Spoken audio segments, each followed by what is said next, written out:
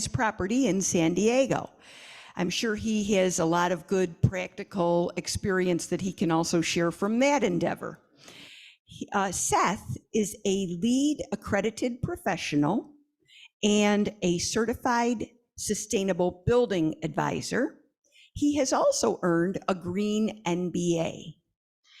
He is here to talk to us about the smart way to decarbonize, and he's also going to be filling us in on there are several programs now that help us with paying for the sorts of upgrades that Seth is going to be going over. And he will have information about that as well. So Seth, please come up. And thank you for welcoming.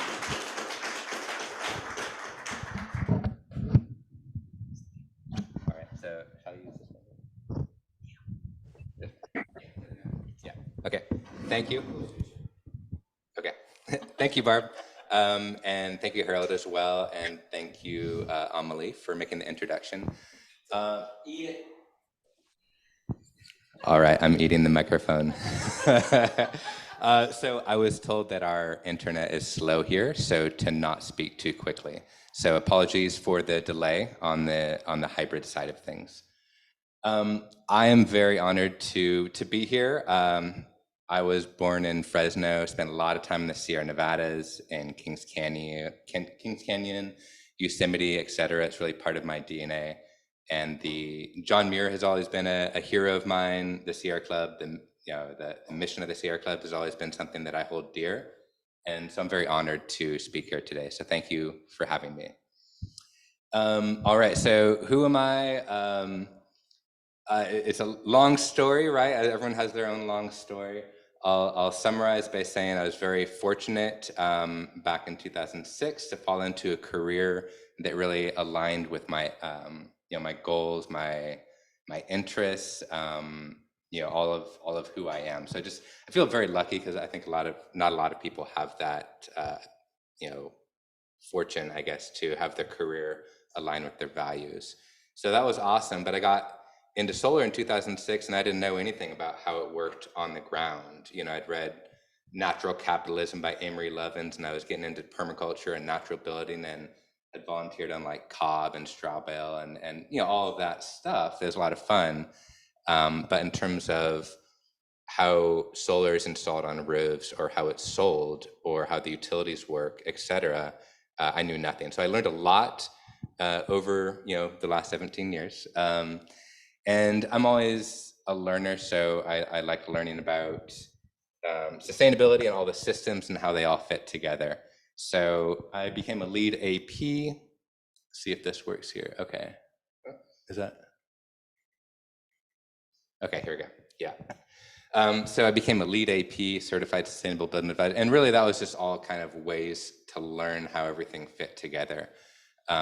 Because I like to learn how systems work and also how they interconnect with adjacent systems. And of course, we all live, if you read Dana Meadows, etc., we all live within interconnecting systems. And then a home, your home that you live in, is a very good example of interconnecting systems.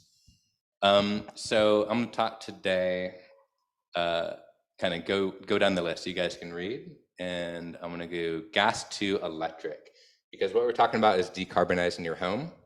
And what that means is getting rid of your gas. And we can talk about that more. Also, I want to say from the beginning, I'd love for this to be interactive. So if anyone has questions or wisdom that they'd like to share, I don't know everything by any means. I'm happy to, we're all learning together, right? So definitely feel free to interrupt. Just, do the old school. Yes. They can use the chat. Yeah, Amelie, if you guys could let me know. I won't. Yeah. Is it going? Oh. There we go. Can you mention, because they can't hear me? No, when we do questions, I need that mic. Got it. Right here. But mention to the people online. They can hear. They can hear me? No. Yeah, so that. Okay. Got it. Okay. Okay. Yeah. So first off, we're talking about systems here, and your home. When you're early on, I realized that solar is not a panacea, and that was my career. But that's why I got all this supplemental education. But it wasn't something that you could just go on and slap onto a home and call it good. And I learned in the Central Valley, which is very different feel from this area, I'll say, that you can't make assumptions about certain people, just because they're driving a Prius, or just because they're doing things that may appear to be sort of environmental. It could be just about saving money. And so I learned early on in my career that when I'm talking with customers, when I'm doing my job, I don't talk about the environment unless people bring it up to me. And then I'm happy to talk about it. I love talking about it, and talking about the carbon impact, and talking about decreasing the energy consumption, all of that. But I do let the homeowner kind of dictate that process to some degree. But when I'm given the opportunity, which is most every time at this point, I'm going to be talking about not just how much electricity they're using now, but also what does the future hold, right? Because I'm designing the solar for the future, not for the past. And so I want to know, what energy efficiency improvements can they make? I mean, that's the first question. It's got to be about trying to conserve the energy that they're consuming. And some people are more open to those questions than others. But things like insulating your home, insulating your attic, sealing, making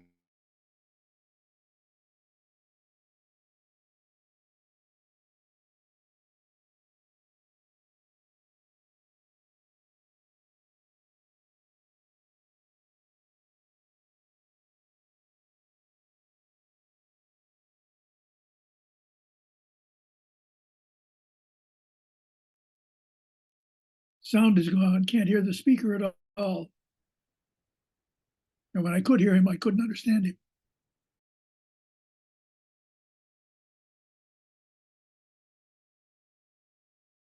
So that's the conversation that I'm having a lot over the last several years here. And that's something that's very, very much struck me. And the conversation is of course, have you considered heat pumps?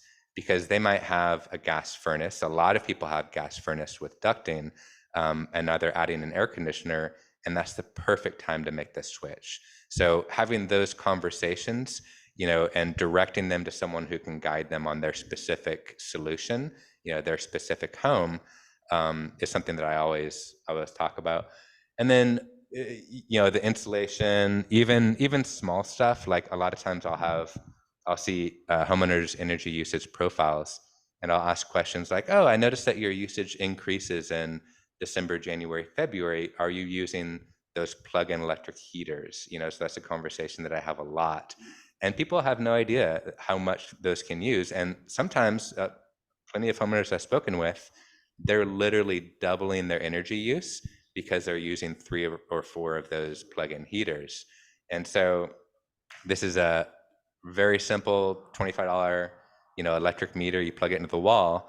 And I was curious how much my refrigerator consumed, for example. You plug this into the wall, plug your refrigerator into it for a week, and then you can see how many kilowatt hours it's consuming over time. Or you can plug in this, a plug-in heater, and you can see, wow, that thing's sucking 1,500 watts.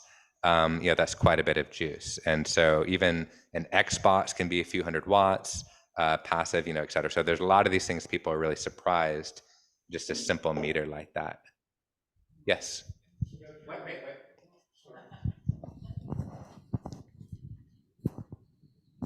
Showing that meter triggered a question that I was going to have for you, and that is, I've been asking around and I don't seem to be finding anything where having a meter for the whole house that I can have up on the wall so that I can watch the electrical use in real time, and I can unplug things, or if it seems really high, I know something's using. Is that something that's on the market and available? Yeah. So there's something called the TED has been around for forever, but that involves an electrician putting current transformers around every single circuit, which is really cool. In my opinion, the cooler technology, it still has a little bit of room for improvement, is called Sense, SENSE.com, Sense. And it's literally you put some current transformers around the main electric feeds into your property, and it detects the unique electronic signature for every device in your property. So you do your garage door, for example, it's going to recognize that. And then if you do your toaster oven, it's going to recognize that that's different. And so it can actually itemize by appliance, your energy consumption in real time. So it's a super cool product. I've had several customers that have had it. One of them became a friend and gave me his login, and I was playing around with it. And it's really neat. You see his heat pump mini split kick on, and then the variable speed, kicks on, and then the variable speed puts it down lower. And it's a lot of fun. If you want to see it in real time, it is a phone app. It's not like a monitor on your wall, but the idea is the same. Yeah. So very, very good question, because that's something that there's been a lot of research on the psychology side of things, where if people are aware of their consumption, even if you just send out a reminder that's saying like, hey, you are using 21% higher energy usage than other equivalent homes in your neighborhood, it does result in real behavioral change. So it kind of goes back to, you can't change what you don't measure. So yeah, thank you for that question. So yeah, getting into all of this, electric cars, are you going to be swapping out your kitchen appliances, et cetera, et cetera. So, oh, is this, okay. So I'm going to go through something, Carter, question right here. Yes, Sam. How can we switch out our gas stoves, if anyone has it, for electric stoves? Because I've learned that even when they're off, they can leak a bit. So I want to make sure that we get to that at some point. Yes, so I'll be talking about that in a few slides. So thank you, Sam. That's a great point, because as you alluded to, even when they're off, quote unquote, similar to like a cable box, even when it's off, it has a vampire load, of electric consumption. When a gas stove is off, it can still. Okay, well, when a gas stove is off, it can still leak benzene and other crazy chemicals into your living.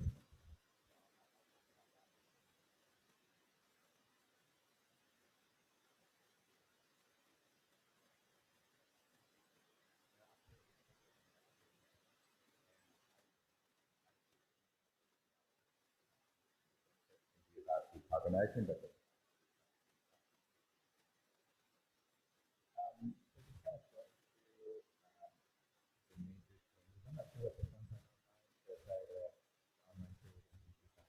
We've lost audio on Zoom again.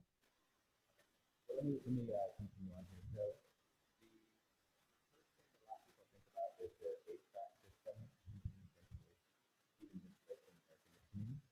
and so that would be, like I spoke about earlier, you have a gas furnace, which is the most common situation, and then a lot of people either don't have air conditioner or they have separate. And essentially, a heat pump is an air conditioner that uses a refrigerant to do the phase change to either move heat from inside the home or outside.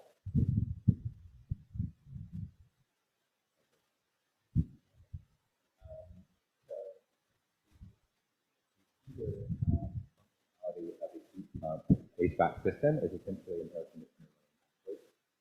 So that's something that could be fairly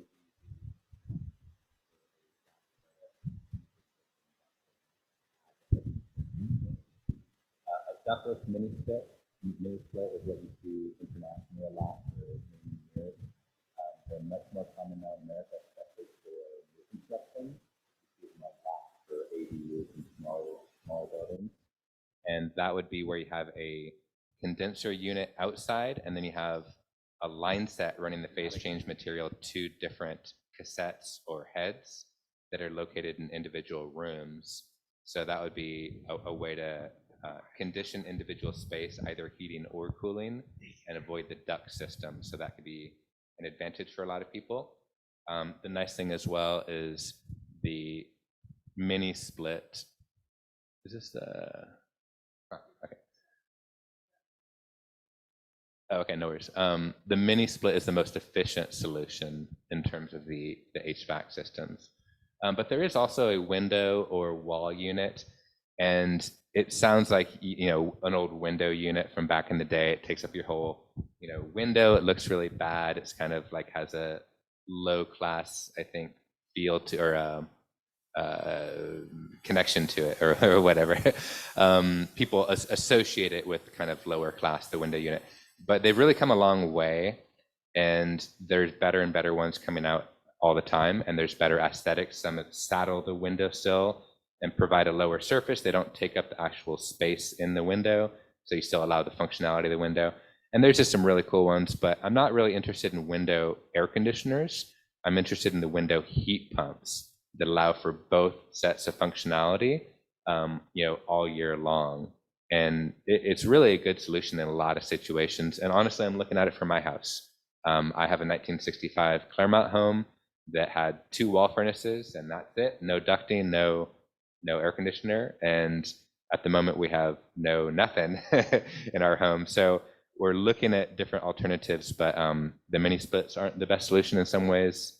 The central ducted system isn't the best solution, so we may just get a couple window units, as those are improving in technology. We have okay, yes.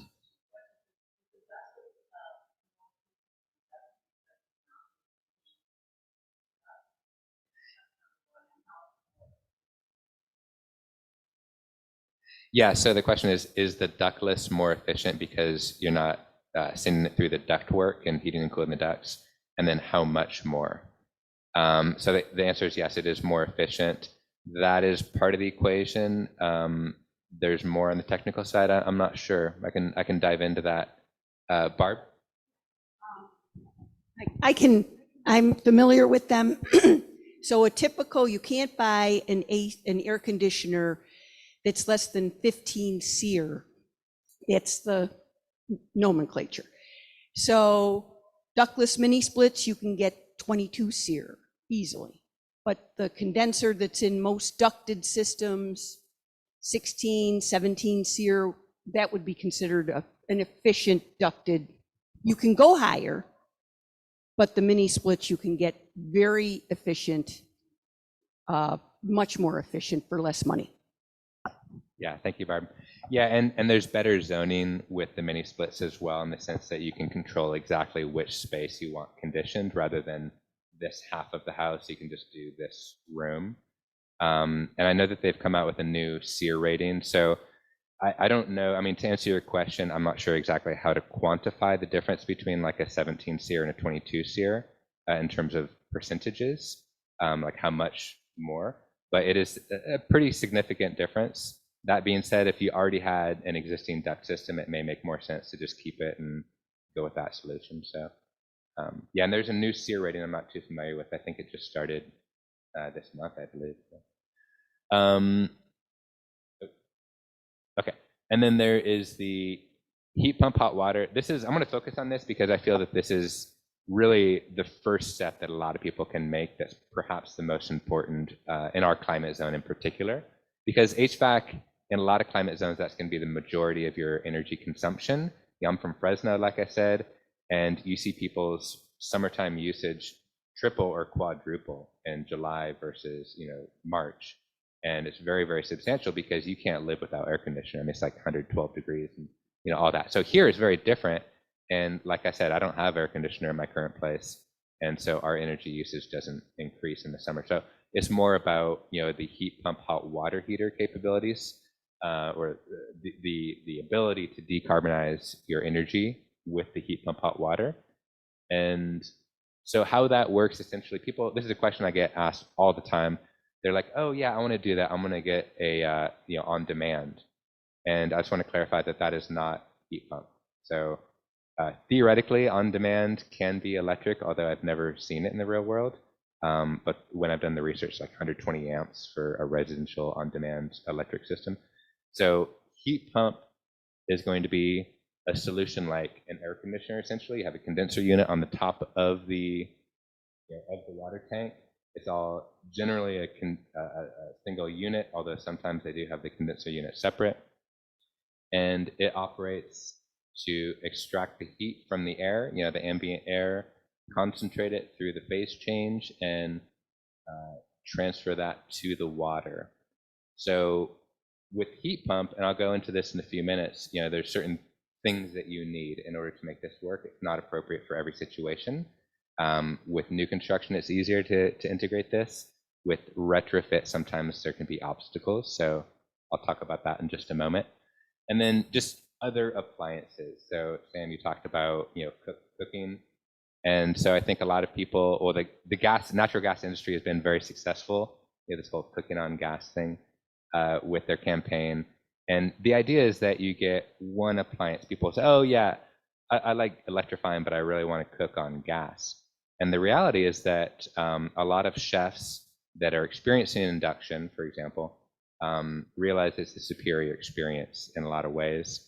And a lot of high-end restaurants, et cetera, are moving over to the induction for the capabilities and then also the health and safety of their workers and their clientele. So it's a big movement right now on the commercial side.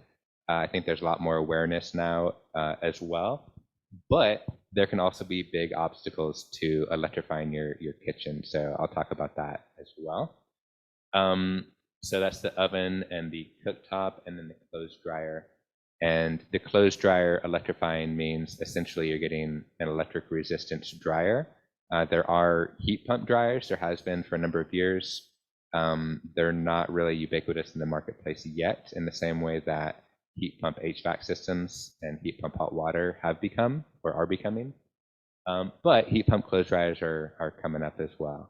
I personally just went electric resistance a few years ago when I got mine. So, and then you have other appliances like pool heating, which is generally gas. You have your hot tub or fish tanks, or I've seen everything in my tenure.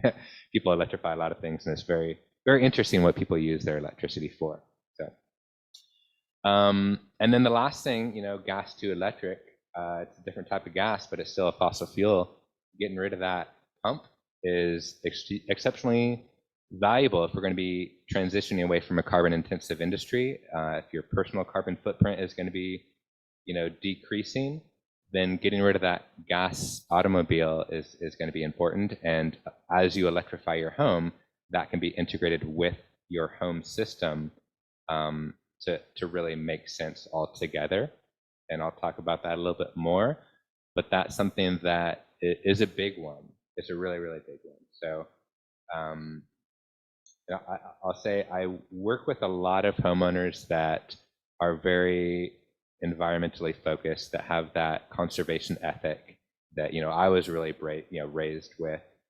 There's no reason to buy new if you have used. The hand-me-downs, waste not, want not. That whole thing handed down from my grandparents, right? And so I work with a lot of people that are using 150, 250 kilowatt hours a month in their home, which is awesome, which is fantastic. If they want to get solar, they don't need very much, right? But then they're going to get an electric car, and in some situations they're driving 12, 15,000 miles a year, and the car is going to use more than their home. So that's very important to take into consideration as you're considering all these systems and how they fit together. I'm not trying to discourage anyone from going that direction, but it's something that needs to be part of the conversation. And unfortunately, not to bash my industry, but I've talked with a lot of homeowners that say, oh, well, the other guy said, I just need to increase my consumption by 20% and then call it good, and that'll take care of it. It's like, well, 20% of what? There's no logic to that. You need to look at how many miles you get per kilowatt hour, how many miles you expect to drive per year, do the simple math. It's just a straight division project. We have a question. Mark has a question in the back here. How should I? Okay, go ahead, Mark.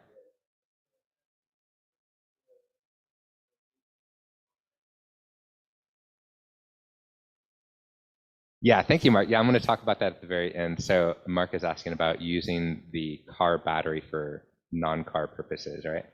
Yeah. Yeah, so I'm going to talk a little bit about challenges of the stuff I just talked about. So heat pump, HVAC system, I'll just start there. I'm working with a home owner right now in Claremont, for example, that has a 2-story home. There's no attic space in between. She has a mini split system on one side. She has ducts somewhere else. And so, adding changing all of it to one comprehensive system is just not practical. So in her situation, she's going to be adding one additional mini split to take care of the last 2 rooms upstairs. So a lot of times you don't have an integrated system because it's a retrofit. You know, when you're designing a home from scratch, which I can talk about, answer questions about that project. You know, we built a 1,200 square foot ADU, so it's a big second home, you know, on our property, all electric, and that was very easy as compared to a lot of retrofit projects where you're having to take something that wasn't designed to serve a different function, and you're having to try to introduce that into the system, and it can take some foresight and some careful thought and planning. So the heat pump HVAC system, so there's a lot of different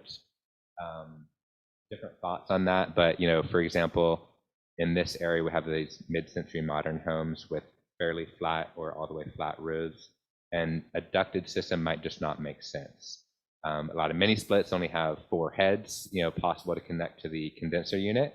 So if you have 4 bedrooms and then a living space, you might have to get 2 systems, or you might have to get you know, a system that is able to split between the 2 rooms. You know, so there's all these different capabilities with different options. So it's important to talk to a professional that knows what they're talking about that can offer multiple options. And the heat pump hot water heater, this is a journey that I'm on myself. So in our property, like I said, we have this all electric ADU, and my home, we got rid of the gas dryer and everything else. The last thing left is the hot water. We have a 40-gallon, you know, gas hot water. And I don't like it, but it's still working, right? But when I redid some stuff in my home, I already ran the wire because you have to have a 240-volt line. Sorry, 1 second, Mark.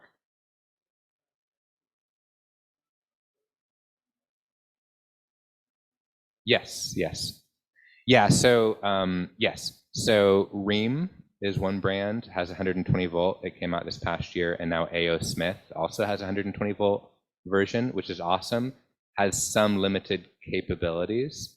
The ones that are more common on the marketplace right now are the 240 volt ones that they call hybrid, that have the electric resistance as like a backup should you have, you know, a really high usage during any period of time.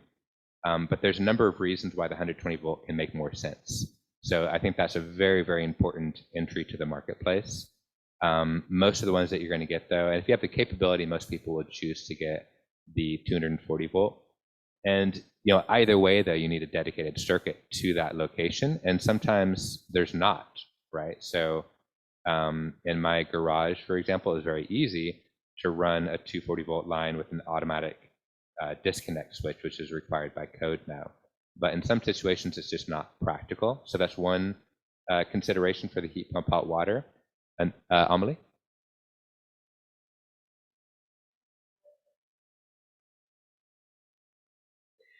Yeah, so thanks, John. How many amps for 120 volt, 40-gallon water heater? So I don't know about a 40-gallon water heater. Typically the 120 volt, because the heat pump operates more slowly, is going to be at least 50. I don't know that they make 40. I guess they probably do. I don't know. But typically you'd want probably a 65-gallon, just because if you don't have the electric resistance backup, you want to have that ability to, you know, take a couple showers and do laundry or something like that. So, but it's going to be typically a 20 amp breaker, you know, for those 120 volts water heaters. So yeah, good question. And it can be shared with other appliances, but it could trip depending on what else you have in the circuit. So it is better to run a separate circuit. The other thing with the heat pump hot water heaters, you know, they are a tank, and they do require an input and an outflow from the condenser unit that does the heat pump, you know, functionality there. And so the ideal location is really a garage or like an outdoor closet with really good ventilation. So if you have it in, like I have a friend, for example, lives in a straw bale home. It's super cool, very efficient. Her heat pump hot water heater is in the middle of the house in a closet. And in the summertime, it's great because it makes hot water, and then there's cool air coming out through the louvers in the closet door. In the wintertime, it's an additional coolness that's being added to her living space that she has to overcome with additional HVAC. So there's things like that that are considerations. You want to have a certain number of cubic feet in terms of the air that can flow into the unit, and then for the exhaust as well, you want to be able to. Sometimes you can even divert it. So in my situation, we have this ADU, and we have the water heaters in an exterior closet with louvered doors, and we have a separate exhaust out of the ceiling, actually, of this separate little closet, because I didn't want the cool air to be exhausted into the same space that the intake is coming in and decrease the efficiency. So I took a couple classes on it. It's very, very interesting. The bottom line is, even in very cold climate zones and even in smaller spaces than it's really designed for, they're still way more efficient than like an electric resistance water heater, but the efficiency does decrease, as you make it work harder. So, yes.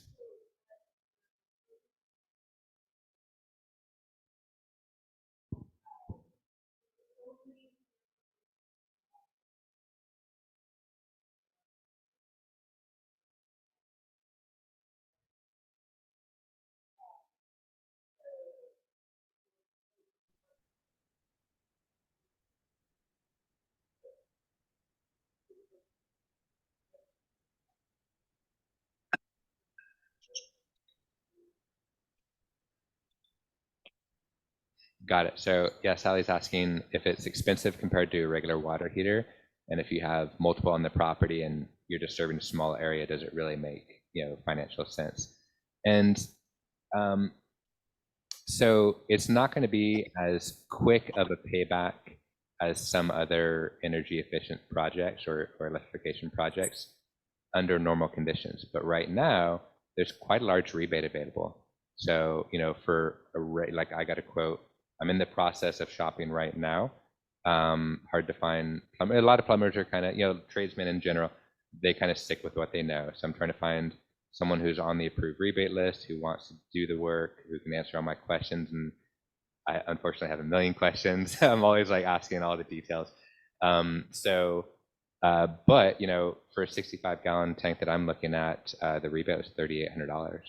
So that's covering about half, somewhere 40% to 60% of the project, depending on the cost.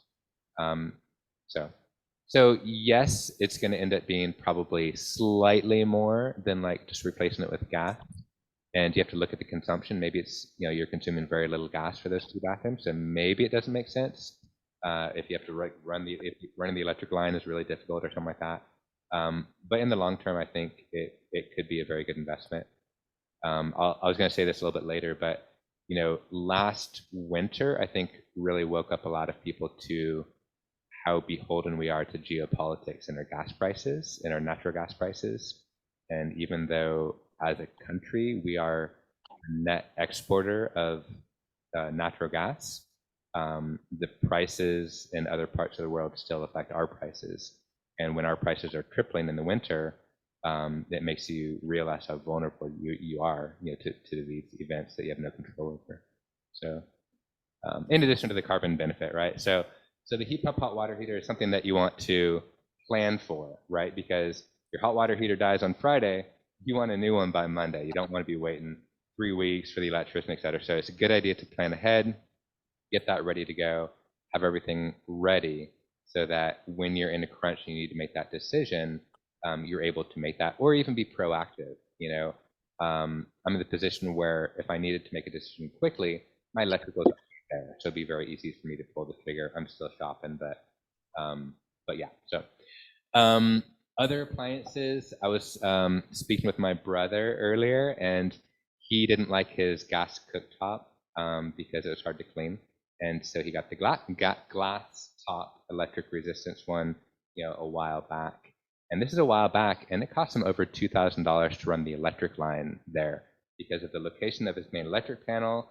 He has a 2-story house, had to go through the ceiling and all the way over, and then drywall patch and everything else. And so it can be prohibitive for a lot of people to get these electric resistance cooktops, as you're electrifying your home. There are some really cool solutions out there, though. There's a 120 volt solution for electric induction cooktop And I'm not talking about one of the plug-in ones that you can borrow for free, which it's a cool program.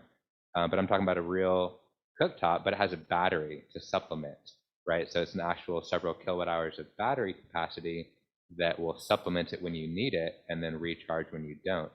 Because the studies are showing that you actually use the full capacity of your cooktop so very, very rarely that, when you're cooking Thanksgiving dinner, you have that capability, but the rest of the year you don't need it. You can make that work on a 20 amp circuit rather than having to run that 120, or the 240 line. So there's really cool stuff coming out there.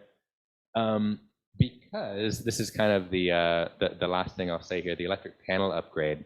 So a lot of people think, well, I've got a 100 amp panel, and they may have even talked to an electrician, and the electrician says, well, it's right over the gas meter. That doesn't meet current code.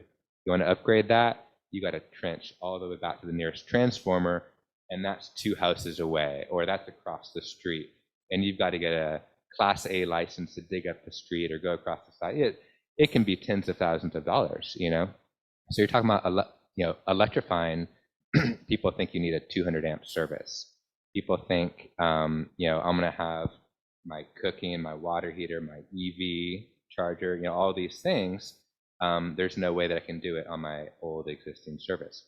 And so that's something that I want to dispel that myth.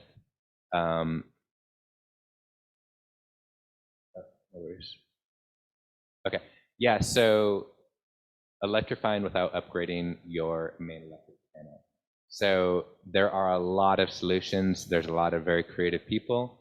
And the reality is that a lot of what we think we need, we really don't in terms of how we actually use the appliances in our home. So this is a real world example here. So this is a homeowner, customer of mine who has allowed me to use his home as an example. So that's his Zinsco 125 amp, really old panel. He had talked to other people that were saying it's going to be $30,000 to upgrade this panel because of the trenching, and it was just a ridiculous situation. And we looked at that as like, well, we can make it work, and how are we going to make it work? Emily, can you advance to the next? Okay, there we go. Okay, so what we did is we relocated all of those circuits into a 200 amp sub panel inside of his garage on the back side of his main electric panel.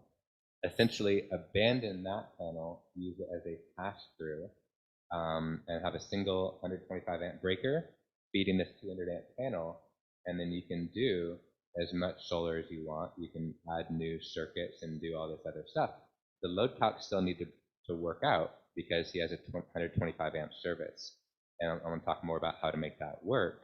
But in his situation, he was able to get everything that he wanted without the expense of upgrading his service. And he has the increased safety of not using all of the breakers on this old Zinsco, which this is not the best panel, from back in the day. So it's an awesome solution, and we're actually, he called me up a couple weeks ago. Now we're actually talking about doing a battery solution for him as well. So he got solar in the old rules, and I'll talk about that in a minute. But where am I at on time, by the way? Okay, so in his situation, he got the solar and got rid of his bill, and now he wants to do the battery as well. And so we're going in figuring out how we can do that. But this, what we call really is, oh yeah, it does work. Okay, this, we call that a Hawaiian tie-in solution, is kind of what the industry calls it, because Hawaii was early in this concept. They had their net metering rules for solar. They did not allow them to export to the grid way earlier than happened in California. I'll talk about that in a minute. But so everyone had to get very creative, and their electricity was actually more expensive in Hawaii than it was in California. Yes. Yes. So very good question about the 125 amp versus 100 amp. So let me jump into that right now. So that was just one. That was this circuit relocation, or Hawaiian tie-in, as we call it sometimes. But there are also many, many other solutions. In fact, I want to say at the very beginning that I took a class with Sean Armstrong of Redwood Energy up in Northern California. And he is just such an awesome resource. I have a resource page here at the end in terms of how to electrify your home on 100 amps. There's a whole article too that I read like a few days after that class that referenced him very heavily and borrowed from his curriculum. So I'm going to share all of that with everybody here. But there's a lot of ways, some of which I knew, some of which I learned from Sean. So, and I've since connected with him, and we've been talking, and he's a neat guy. So one is a shared circuit. So I've had homeowners that have an electric dryer circuit, and then they want to add the EV charger, and maybe they live in a townhome. And it's just not practical to get the 240 line for the EV charger. So there are devices that you plug into the dryer outlet, and then you plug in your dryer and your EV charger, and you run one or the other. So you plug in your EV charger and just tell it not to charge till whenever, or it's charging and then you want to run the dryer interrupts it. So it's only running one or the other. So you can fit two very electric intensive devices on a single circuit. So that's something that helps with the load calculations in terms of trying to, Sean calls it a watt diet. So I like that terminology. So in terms of getting the load calculations to work out so that you can get permits and have everything come in under 100 amps, some pretty crazy examples like 3,000 square foot homes that are all electric that have an electric car charger as well.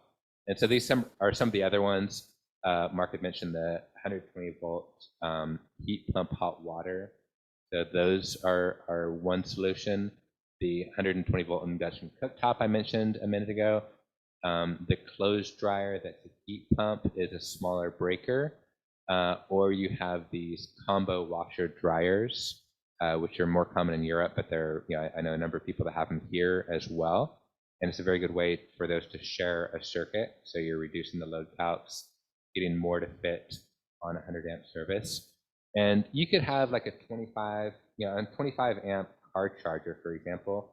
You're still getting something like 15 to 20 miles per hour in terms of charging, which is more than sufficient for most people. So people think, oh, I want the 80 amp residential car charger, and you just don't need it in almost any circumstance I can imagine. I mean, maybe if you're an Uber driver, I'm not sure.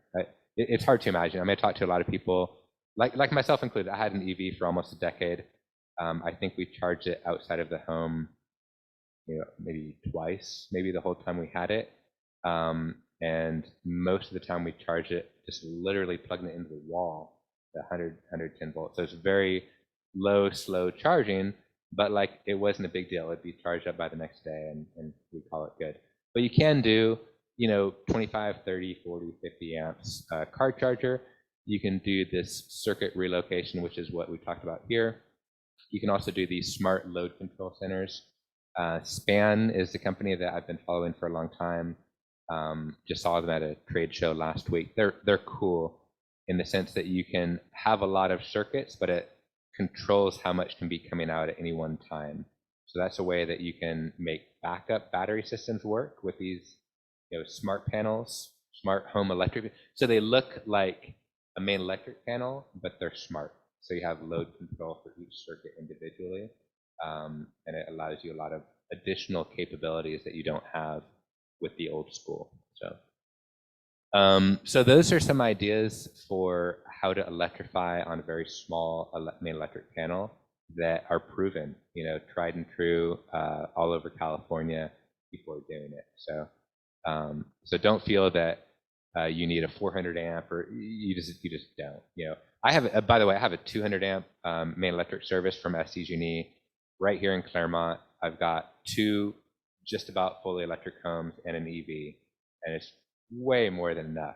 200 amps is way more than enough for that. In fact, if you ever look at your SDG&E bill after the electric portion, and it'll tell you what the maximum wattage draw was during any one moment in the previous month, and a lot of times it's going to be, whatever, 7,000 watts or 4,000 watts or whatever the case may be. You divide by 240, that's how many amps was your maximum amperage draw at any one moment in the previous month. And very, very rarely do I see any homeowner over 50 or 60. So, and most of the time it's down like 20 or 30 amps. And you think, I've got, 250 amps worth of breaker space, all of these, you start adding up to 20, 20, 20, 40, 50. But the reality is that you're not using all those things at one time. Your HVAC system is not pulling the very, there's 25% over protection current on those things. So your 50 amp circuit is actually 40 amps. And then even that, most of the time it's using much, much less. So you start adding them up, in reality, you really don't need 200 amps in most situations. If you have the ability, why not get it? Sure, but you can, with a little bit of planning, you can do whatever. Yes?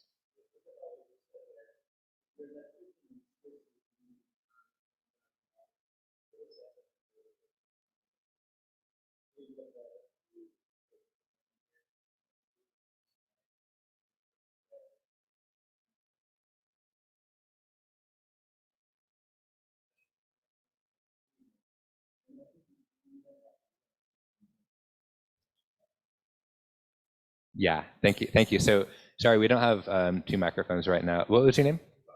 Carl, okay. Yeah, so Carl is saying that you can push on the electricians when they say that you need an upgrade, that there are ways to do load calculations like I've been talking about to make it come in under the numbers that you need. With a little bit of push on that, it's all on the up and up, it's all by code. I don't promote anything that's not by code, so. And then this is the article that I referenced. What's that? Okay. So I'm going to move through here pretty quickly. Sorry, I thought I had a little bit more. The rebates and tax credits. This is a fantastic website that switches on. Many of you might know about it. You can go on there and put your zip code and input what you're looking for, like heat pump hot water heater, and it'll spit out what rebates are available. And that's how I started shopping for my own heat pump hot water heater, and found out that my available rebate was $3,800. There's different levels too based on income. So if you qualify under certain median incomes, et cetera, you can get higher rebates as well. The heat pump hot water, I was really excited to see that there's a demand response component that's required for that. So you have to sign something saying that it is Wi-Fi enabled and it can participate in these demand response programs.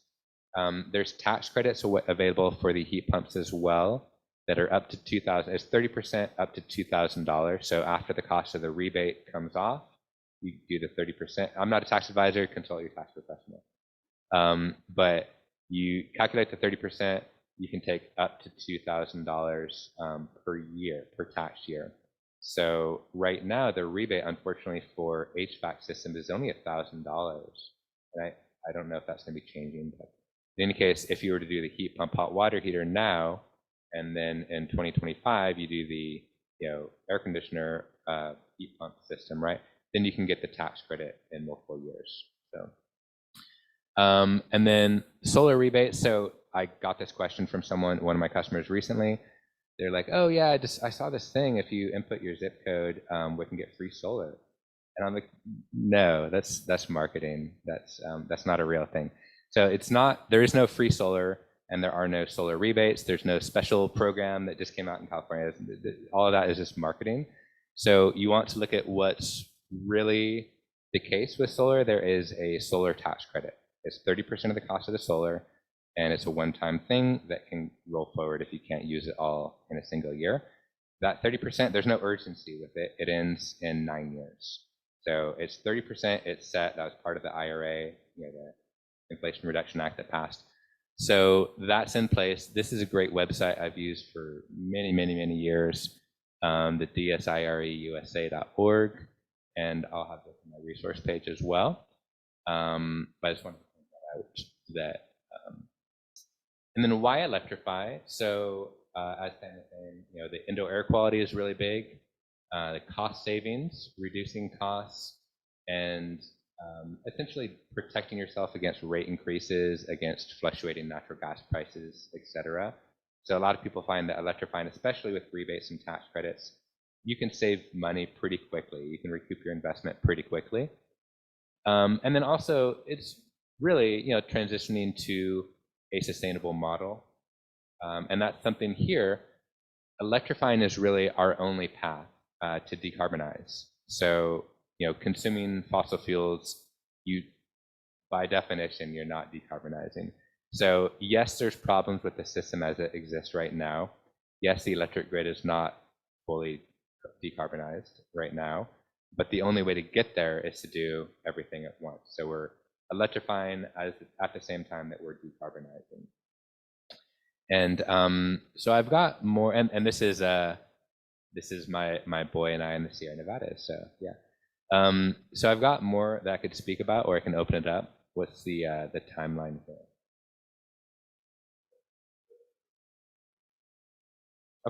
Okay. Feel free to stop me or interrupt. And so yeah, so I spoke about just the grid is not currently zero carbon, and there is an intermittency issue with renewables in general. Like the sun doesn't always shine, the wind doesn't always blow, and so the grid infrastructure. Everyone said, oh, we need to improve the grid infrastructure. All of these are true, and there's solutions to all of them. And as we're electrifying, we're also having to do all these other things, and that's where we get into solar and storage. So this is the old net metering rules. This is it. You put solar up there, you make sure that the solar is going to be producing more than you're using on an annual basis. And for the most part, to simplify things, you're pretty much good to go. The short of it is that the utility would credit you with the retail rate, and you could then use that retail credit to consume electricity during nighttime and other months even. It wouldn't do you much good after the annual cycle, but during that annual cycle, it was a very, very good deal for homeowners. But it allowed people like me, I've got solar in 2011, then I got it again on this house in 2020. I used electricity in the middle of the night, and that's not from my solar system. Like, yeah, I overproduced during the daytime and I sent it back to the grid, but I'm pulling from the grid and I'm buying whatever I'm using whatever electricity is coming from the grid at that time. So under the current rules, people complain about how the rules were implemented, and I'm not going to argue about that because it's true that the CPUC did not transition the rules very well, in my opinion. But the transition had to happen. There's just a lot of solar on the grid right now. We have to address this intermittency issue. Essentially, we don't have sunshine during the nighttime.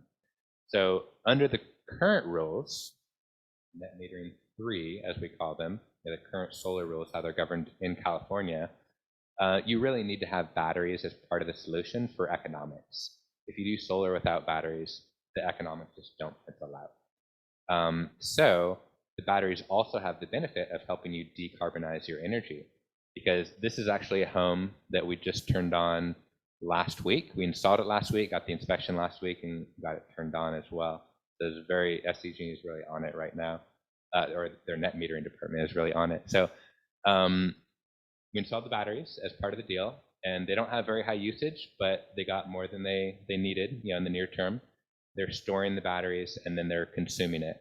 And I'll kind of breeze through this, but the idea is that they're overproducing during the day, they're charging up their batteries, and then the batteries are discharging in the evening to provide their needs. So they are, really moving away from carbon-intensive electric usage on the individual homeowner basis, which is really exciting. Yeah, Sally?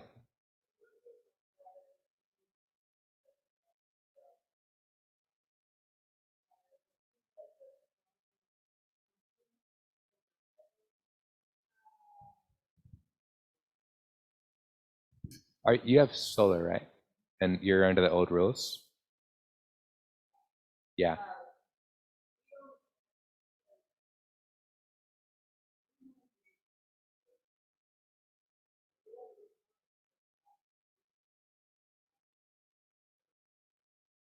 Right.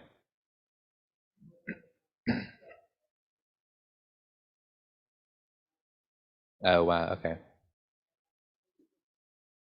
Okay. Yeah, so we can talk about that offline, but generally a net metering 1 or 2 customer is not going to benefit financially by getting a battery, but it would be a way to help decarbonize your consumption. If you were to add more solar, you would get switched onto the new rules, and at that point, it really would make sense to do the battery. So we can talk about that offline, but no, good question. Your question was on the battery technology. The beginning of your question was, and the battery technology is improving. It's really reached the point now where I'm comfortable with it. We've got safer chemistry. We have the lithium iron phosphate chemistry, doesn't have the thermal runaway issues. It doesn't have some of the human rights issues as well in the supply chain. Lithium iron phosphate doesn't have some of their environmental issues on the recyclability side at the end. It has 15-year life, plus. So battery technology has come a long way. Yeah, it's going to improve, over time, but it's come a long way in recent years. So I just want to give a quick example here. Google, they're 100% renewable energy or zero carbon energy, and they came out with a pledge a while back saying we're going to be 24/7 renewable energy. So that's real time, which is a whole different ball game. That's hour by hour, minute by minute for all of their data centers around the world. And they're not doing all that great. The dark images here are not green, and then the green ones, this is kind of a So you get the idea here. The greener, the better their coverage is on a 24/7 hour cycle, 365, and it's very, very hard. Even as a homeowner, the homeowner that I referenced, if it's really rainy and they're using their heater a lot and the production's low in January, they're not going to cover all of their needs, and that's what the batteries are for. But that's also why they have the grid. And so on the homeowner side, there's a lot of things, and this is the thing I'm most excited to talk about here. So I believe this is the last thing I'm going to talk about. So on the homeowner side, in terms of decarbonizing your energy, you can change your behavior, which is kind of a hard ask for a lot of people. Do your laundry when there's a lower carbon intensity of electricity on the grid, and stuff like that. That's very active. It requires management. You can have batteries to help with the situation, which is more passive. You just set the algorithms to self-consumption or however you want to set them. And then as the sun goes down, the batteries kick in, kind of fill in the gap. The demand response is very passive. You set up the systems. And I'm going to talk about one example of demand response, which is very exciting to me.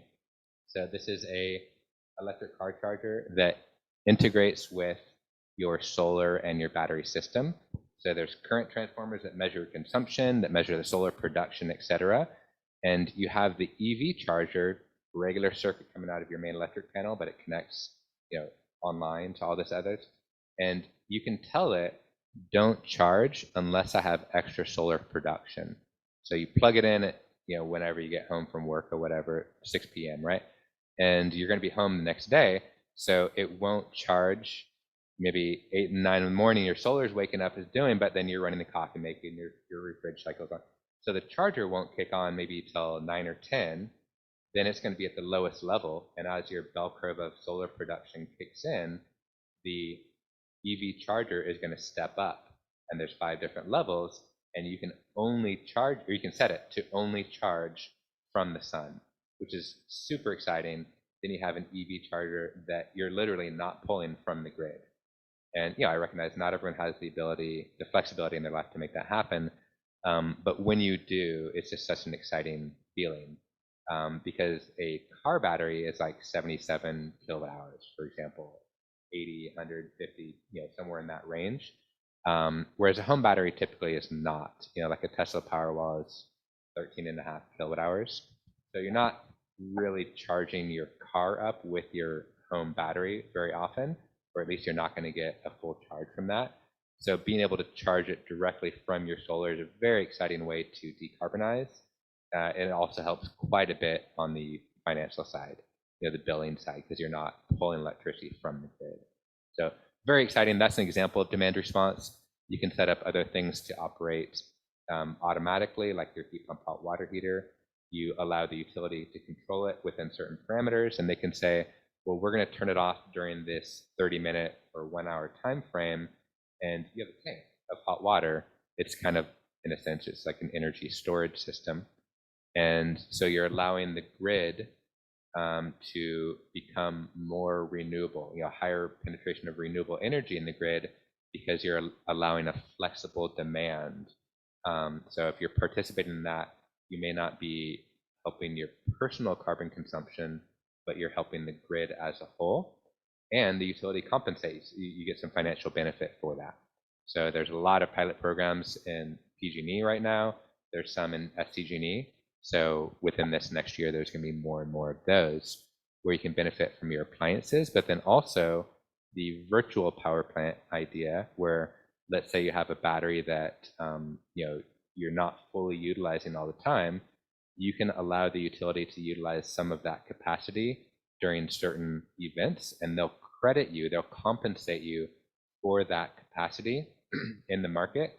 So that's called a virtual power plant, because you're aggregated with 10,000 other homeowners who have signed a similar agreement.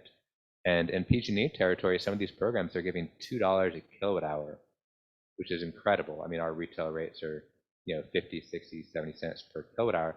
They're giving you a huge amount because it allows them to not have to build an extra peaker plant, for example. So it's huge infrastructure, basically bidding into the market. It's really cool concepts. I'll say, if you want to learn more about that, Jigger Shaw of the Department of Energy has a fantastic blog on the topic of virtual power plants. Yes, Mark?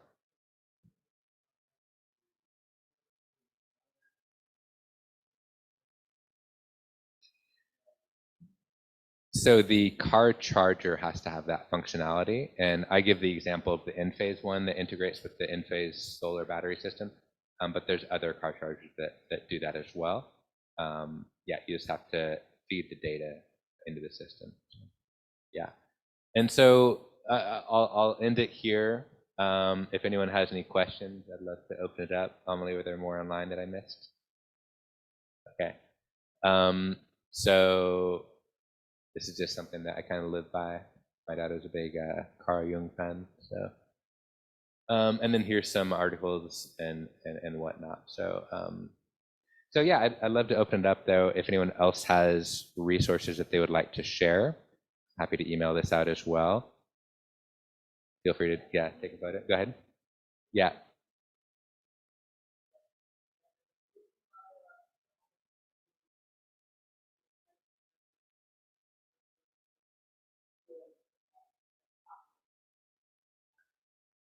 Yeah. So Sierra Club will send out an email to everyone who registered here or who signed up on online or in person. Here's me. You're also welcome to reach out to me personally. I love having these conversations. And definitely, if you guys know of some resources that good websites I'm not thinking about, articles, technology, etc., I'd love to learn about new stuff too. Yes.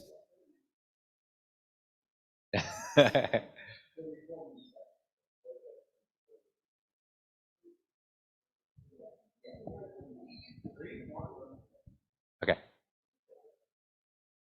So I was just going to ask: are there's a lot of pieces around all of this? Are there contractors, consultants that you can work with to say, come in and help you sort of go, how do I implement this in my home versus grabbing a plumber, grabbing an electrician, and trying to make that work somehow? Does that make sense? Yeah, no, that's a really good question. So I have personal opinions about this, but one of the resources that you can lean on for that is switchison.org. That is right up there at the top. And that has contractors. So you can search for contractors under different categories that work in your region, heat pump or HVAC or whatnot. So that's one way to find contractors. In terms of a whole home approach, like a systemic approach, we actually have someone on our team, Kathy Nicholson, who does a lot of that and has joined our team recently. And she's a fantastic resource, personally. I do that to the degree that I can with the knowledge that I have. So I enjoy that whole process, with homeowners, kind of, because a lot of it is, crystal ball. You have to know how you're going to inhabit your home in the future, and therefore how to design for that. And it's hard to do that. It's hard to predict, even if it's just you and your wife living in the home, and you think everything's going to stay the same. Things change over time, and you didn't think you're going to get the electric car, and then you do. So it's hard to plan for that. It's more about how to think about it, what to think about. And so there are actually ambassadors, I believe is what they're called, on the Switches On. And in fact, Kathy is one of those. And so you can reach out and they'll help guide you through that process. There are energy consultants as well. I know a guy, Will Johnson, that does like kind of whole home energy stuff and has helped some of my clients reduce their energy load so they can get a smaller solar system. So there's a number of people out there. I don't know the name of the category. Yes. Oh yeah, thank you. Yeah. Quitcarbon.com, I believe, right? Or .org, yeah, one of those. So yeah, that's a resource.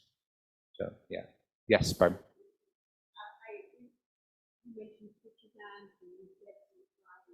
Oh yeah. Yeah. Yeah, thank you.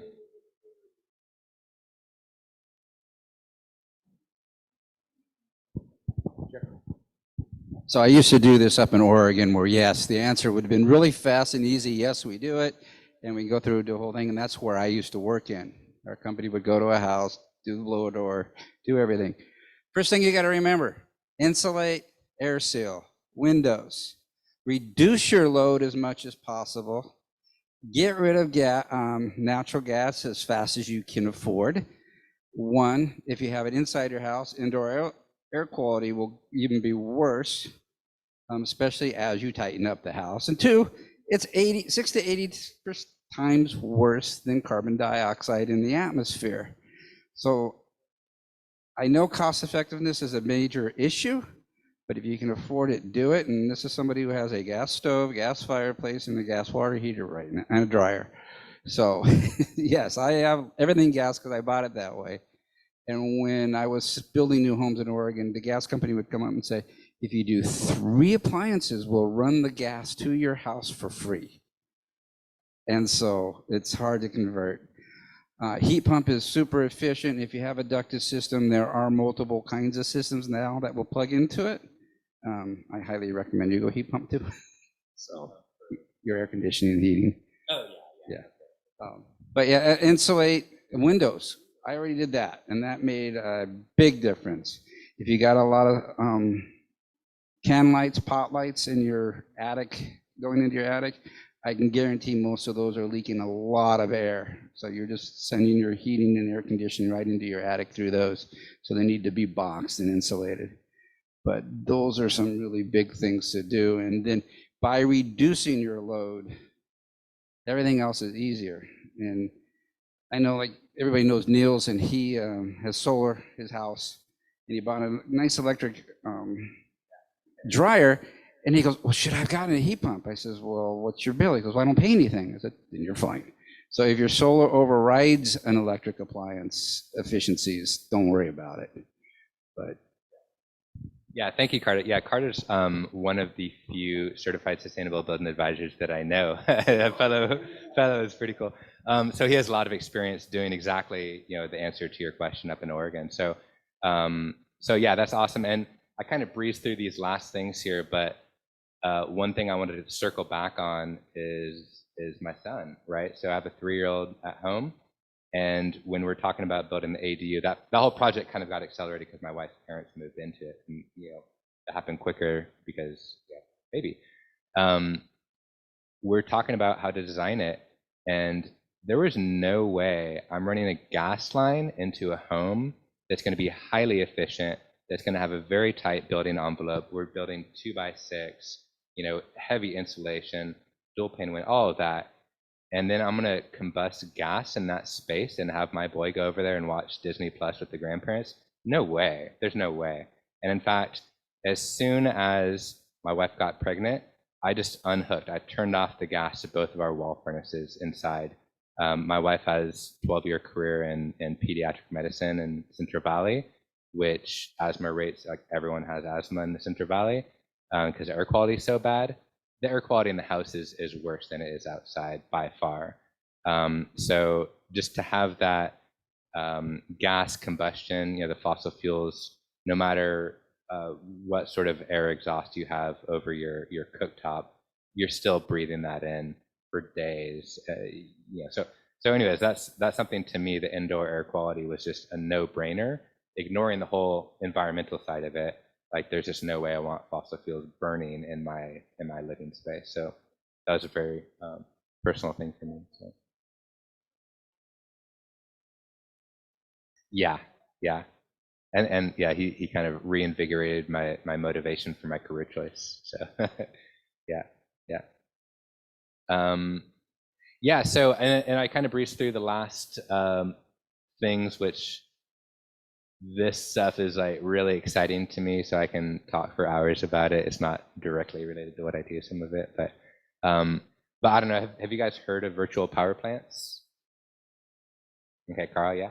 Okay, so I definitely recommend you check into them because that's coming. I mean, it's here in California. It's coming more so to San Diego, to SDG&E territory, and that's something that's really going to facilitate increased penetration of renewables on the electric grid. So that's one of the things that is changing to allow for that to happen, that demand flexibility.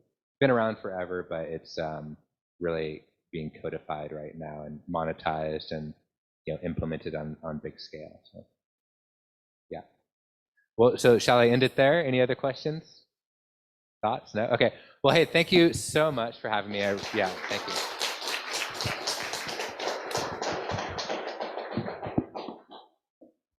Okay, I just want to thank you so much. That was so excellent. All of that information. I'm going to race home and turn my gas stove off. So thank you. And thanks everyone for showing up. I apologize to the folks online. You don't get to vie for the eggs, but we have our grand finale for the evening. Unless there's any other announcements people have or anything else. Okay, well, we will draw. Did you guys who put your tickets in save your little, you have it? Okay. Here, I'm gonna let Carl draw.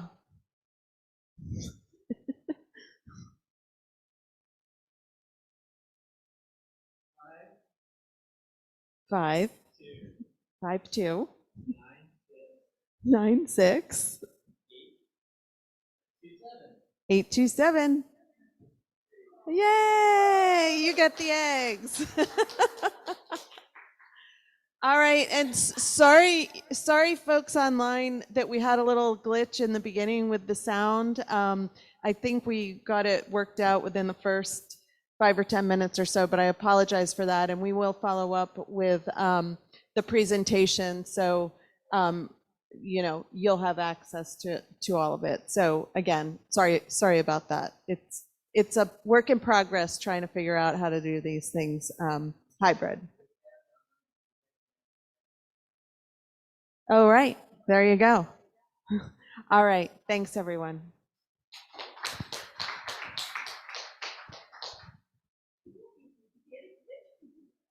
I know.